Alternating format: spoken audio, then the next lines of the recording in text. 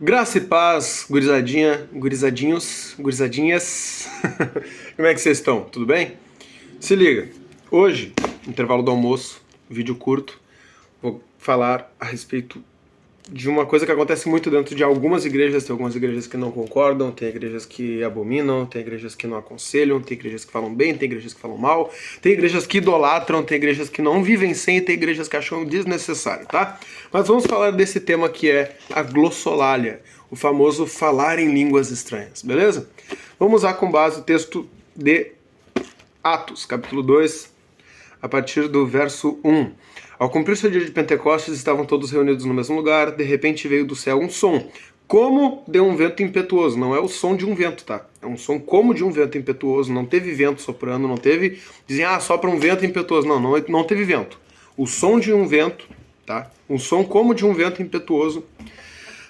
E encheu toda a casa onde estavam sentados. E apareceram distribuídas entre eles línguas como de fogo. Não tinha uma chaminha, tá? Era línguas como de fogo, beleza? Tipo, sabe, eles chamam de língua de fogo aquele foguinho da vela. Aquilo lá é uma língua de fogo, tá? Línguas como de fogo, as quais pousaram sobre cada um deles. Todos ficaram cheios do Espírito Santo e começaram a falar em outras línguas, segundo o Espírito lhes concedia que falassem. Estavam morando em Jerusalém judeus, homens piedosos, vindos de todas as nações debaixo do céu. Assim, quando se fez ouvir aquela voz, afluiu a multidão, que foi tomada de perplexidade, porque cada um os ouvia falar na sua própria língua. Estavam atônitos e se admiravam, dizendo: Vejam, não são galileus todos esses que aí estão falando? Então, como os ouvimos falar cada um em nossa língua, em nossa própria língua materna? Somos partos, medos, elamitas e os naturais da Mesopotâmia, Judéia, Capadócia, Ponto e Ásia, da Frígia, enfim, de um monte de lugar do mundo. Beleza? Vamos lá. Pontos. Mano, isso aqui não era falando em línguas em particular. Eles estavam falando em idiomas, tá? Idiomas humanos. Só que tem um ponto. Se estivesse cada um dos 120 que estavam ali, cada um falando em um idioma humano, aquilo ali ia estar uma baderna. Ia estar uma bagunça. E a palavra de Deus fala que onde há o Espírito Santo, a ordem e decência, tá? Então, gente, olha esse ponto aqui, ó. Assim, quando se fez ouvir aquela voz, o que eu vejo, minha opinião, Caleb, nesse ponto específico, tá? Vamos primeiro explicar o que é glossolalia, beleza? Glossolalia, fenômeno psiquiátrico, fenômeno psicológico.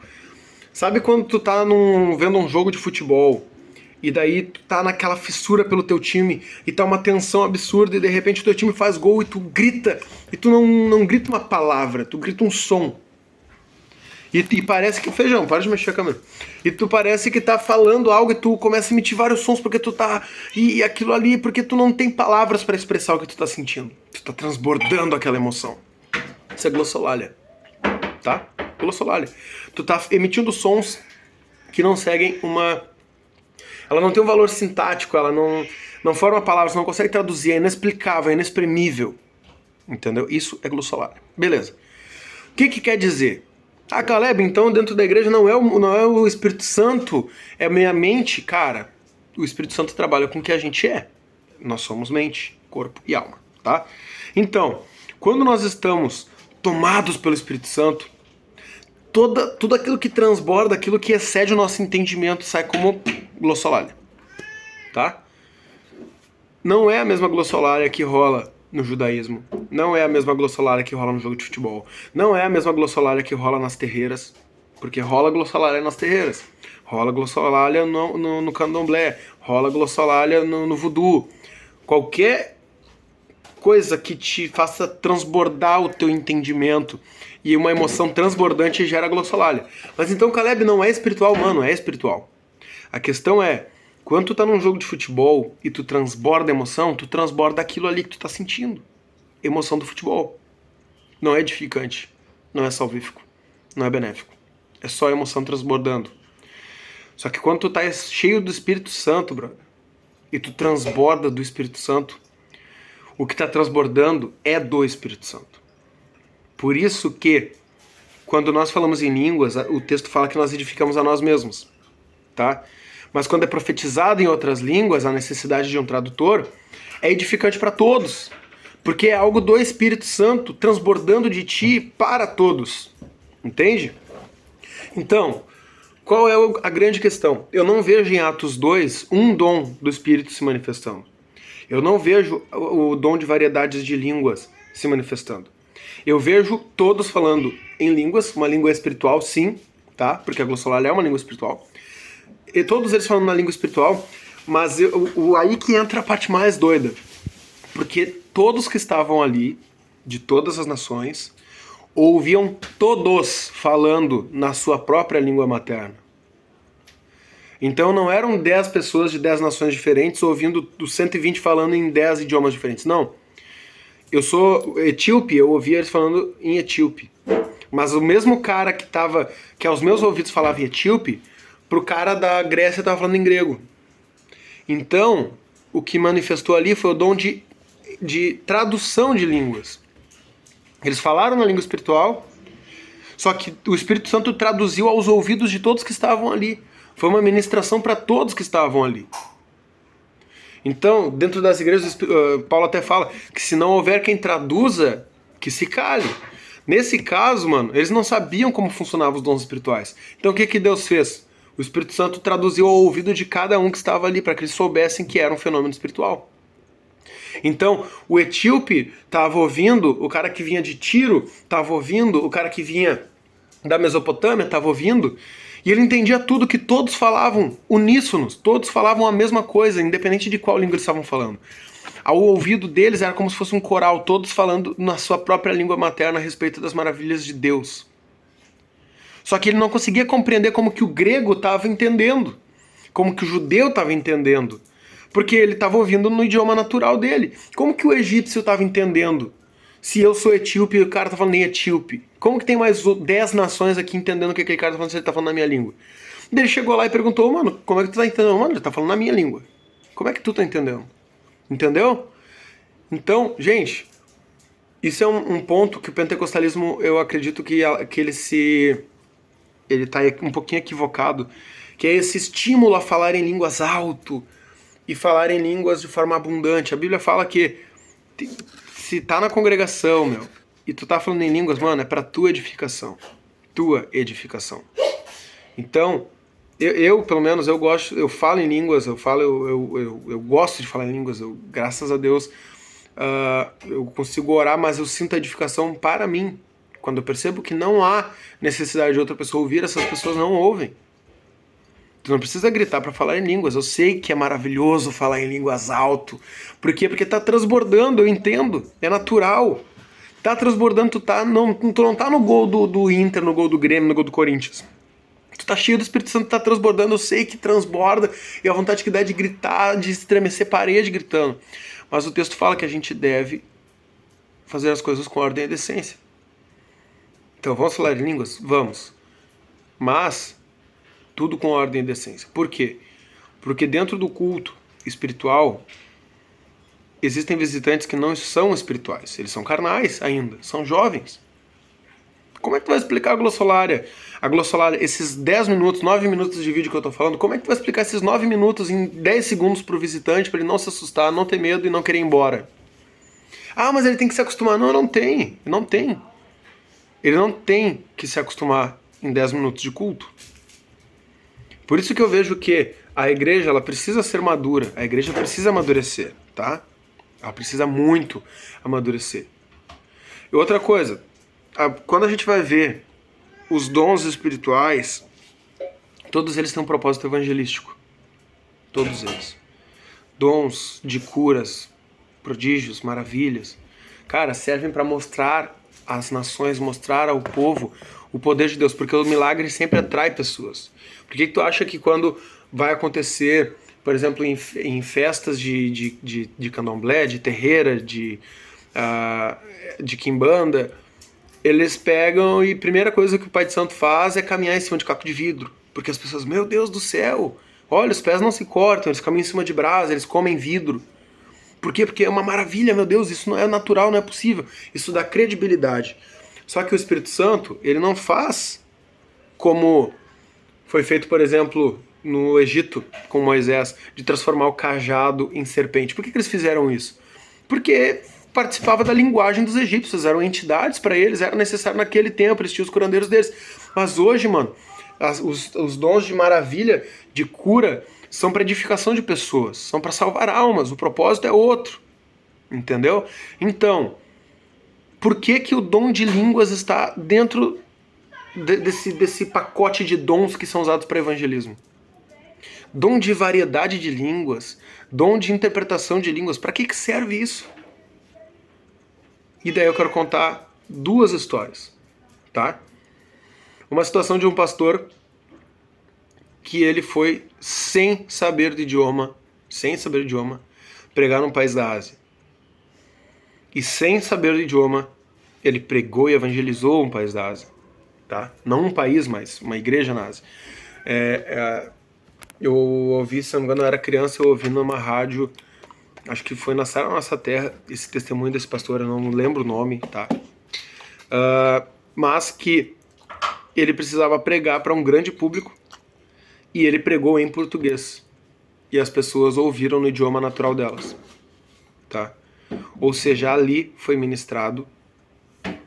Só que aí que entra. Eu não sei se ele falou realmente português ou se na cabeça dele ele estava falando português, entendeu? Porque quando eu falo... Teve uma situação em que eu falei em línguas que era para ser entendido e eu entendia o que estava sendo falado, só que quem estava na volta disse que estava em línguas, eu não sabia. Eu não percebi que estava em línguas, porque eu me ouvia em português, tá? No meu entendimento eu estava falando em português, mas disseram que era em línguas. Então eu não sei se esse pastor realmente estava falando em português. O que eu imagino? Ou ele falou sem conhecer o idioma, ele falou no entendimento dele, ele pregou a mensagem consciente dele em português, só que da boca dele saiu o idioma do público, ou Deus ministrou, assim como foi em Atos 2, o dom de interpretação de línguas para todos que estavam ali, todo o auditório. Só que esse cara não apenas falou e foi entendido, mas ele também entendia o que era dito, entendeu? Então, minha visão a respeito do dom de línguas e interpretação de línguas. Eu quero ir para Londres pregar o evangelho com a minha esposa, mas eu não sei o idioma. Mano, invoca o Espírito Santo e vai. Porque ele nos deu ferramentas para evangelizar as nações. Todas as nações do mundo. O que quer dizer, tu não tem desculpa de barreira linguística para falar de Cristo. Mano, no Vietnã... O Vietnã ainda existe? O país Vietnã? Acho que sim. Tem que... o Espírito Santo falou que eu tenho que ir pro Vietnã pregar. Mano, vai. Mas eu não falo vietnamita, sei lá qual é o idioma do Vietnã. Vai, porque ele te deu ferramentas para isso. Da mesma forma que a cura não acontece por mérito teu. Da mesma forma que a libertação não é por mérito teu. Da mesma forma que as maravilhas não acontecem por mérito teu. Multiplicação de comida é mérito nosso? Não, não é. É do Espírito Santo. Então por que se comunicar com eles tem que ser mérito nosso? Entende? Nós temos uma fé manca, uma fé debilitada que acredita que Deus abriu o mar, que Deus criou o universo, que Deus ressuscita os mortos, que Ele deu o Filho unigênito para remir os nossos pecados. Ele morreu, ressuscitou, hoje Ele vive à destra do Pai. A gente acredita em tudo isso, mas não acredita que pode ir para uma nação falar um idioma que a gente não conhece. Coisa simples. Entende? E daí nós acabamos caindo nesse ciclo das igrejas de ficar fazendo sons. É grito aqui, é um lá. Mano, isso é o mover do Espírito Santo. É o mover do Espírito Santo. Só que raso. Quando nós entendermos que nós devemos buscar maturidade nos dons espirituais, maturidade no mover de Deus, a gente percebe a utilidade, a serventia do falar em línguas que não é para apenas edificação própria, mas sim para edificação das nações, para levar esperança às nações. Entende? Então, mas eu não tenho planos de virar missionário na Nigéria, na Nicarágua, no Peru, então eu não preciso saber falar esses idiomas. Então, línguas para edificação própria, a não ser que o Espírito Santo te ministre para que tu profetize ou faça alguma coisa em outras línguas, Mano, não faz. Não faz. O culto fica até mais bonito, fica mais agradável para quem não tá acostumado, entende? Então, entendo, eu não tô dizendo que não é espiritual. É espiritual. Só que é um espiritual que não serve para edificação da igreja, da congregação. E se não é para edificação do corpo, que não seja feito. Entende? Nós devemos fazer com cautela. Fala em línguas. Meu, quantas vezes eu tava no ônibus falando em línguas, ninguém sabia, uma pessoa do meu lado sentada e não sabia. Porque tu não precisa falar, cara, tu tá transbordando, sim, tu tá transbordando, mas, mano, nós estamos no controle. A não ser que Deus te tire o controle, tu tá no controle. Entende? Então, com cautelinha, com amor a Cristo, buscando sempre, sempre, sempre entender. Nós estamos no culto, primeiro, é lugar de comunhão e é um lugar onde nós estamos, de alguma maneira, servindo como evangelistas. O ambiente de culto é um ambiente de conversão de muita gente, muita gente. Então, quando nós entendermos que o propósito do culto não é tu se edificar, mas sim tu ir lá, prestar culto, esse que é o problema. Tem gente que vai no culto esperando se alimentar. O culto não é para tu te alimentar. O culto é lugar de congregação. Tu tem que chegar alimentado, chegar lá e fazer a ceia com a igreja. É isso. Prestar culto, adorar, festejar, celebrar o Espírito Santo com a igreja. Mas no meio desses existem os gentios, os prosélitos, os não cristãos, que eles precisam se sentir acolhidos, eles não podem sentir de nenhuma maneira vontade de sair correndo dali. A gente tem que entender a função do culto, a função do estar em congregação. Meu, tu quer gritar em línguas, quer se edificar, alimentar, mano, faz na tua casa, faz na praça, faz na rua, faz em algum lugar, tá? Mas o lugar do culto a gente tem que entender que não é o nosso culto particular. Ah, mas é o meu jeito de adorar, eu gosto de rodopiar e sair dando soco. Mano, beleza. Só que esse é o teu culto particular. Então o teu culto particular tu exercita no teu particular com Deus. Na tua casa, com a tua esposa, com o teu marido, com os teus filhos. Mas no momento de comunhão, de congregação com todos e pessoas que não são cristãs, nós devemos fazer as coisas conforme o Evangelho nos ensina. Que é o nosso culto racional. Entendem? Então, fazer as coisas com propósito. Lembra sobre a tatuagem, sobre o cabelo, sobre tudo. Propósito. Se eu estou num culto, eu sei que tem pessoas ali. Mano, minha função no culto é adorar a Deus e servir a igreja. Então seja edificante. Não seja edificado. Se for para tu ser edificado, Deus vai mandar alguém para te edificar, tá? Mas no culto, cara, a gente tem um exemplo muito claro das reuniões de Cristo com os discípulos, onde Cristo servia os discípulos. Ou seja, nós temos que ser como Cristo, então nós estamos no ambiente de culto para servir. Então não vai, tipo, eu vou orar e como se não houvesse amanhã, eu vou buscar Deus como se não houvesse amanhã, eu vou falar em línguas como se não houvesse amanhã, eu vou pular, vou gritar, vou rodopiar, como se não houvesse amanhã, achando que tu tá sozinho no teu particular com Deus dentro da igreja. Tu não tá. Ali não é para tu buscar comida para ti próprio. É para tu lavar os pés dos outros. É para tu cortar o pão para os outros. É para tu servir o vinho para os outros. E os outros fazerem isso por ti. Entendem? E aí entra... Eu disse que eu ia contar duas histórias, né? Tem a história que eu tava com um grupo de jovens americanos em Mairink e nós estávamos orando e o idioma em comum entre nós todos era o espanhol. Mas eu não sei falar espanhol. Só que eu conversei por 3 dias que eu tive com os americanos em espanhol, sem nunca ter estudado espanhol. Eu sei que depois que eles foram embora, eu tentei conversar em espanhol, nunca mais consegui. Eu não entendo bulhufas de espanhol. Mas foram 3 dias em que eu e acho que eram 70 jovens norte-americanos, nós conseguimos nos comunicar e conversar, e foi edificante para todos. Nós oramos em espanhol, nós conversamos em espanhol. E é louco, por quê? Porque não era um ambiente onde nós estávamos chorando, quebrantados, não.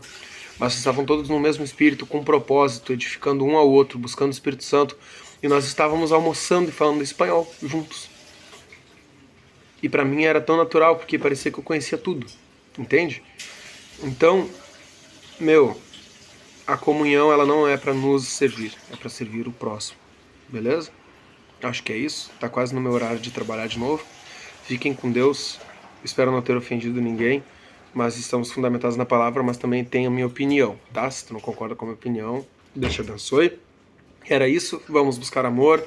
Amo vocês um tão assim, tá quase um tantão assim, mas ainda tá um tantão assim.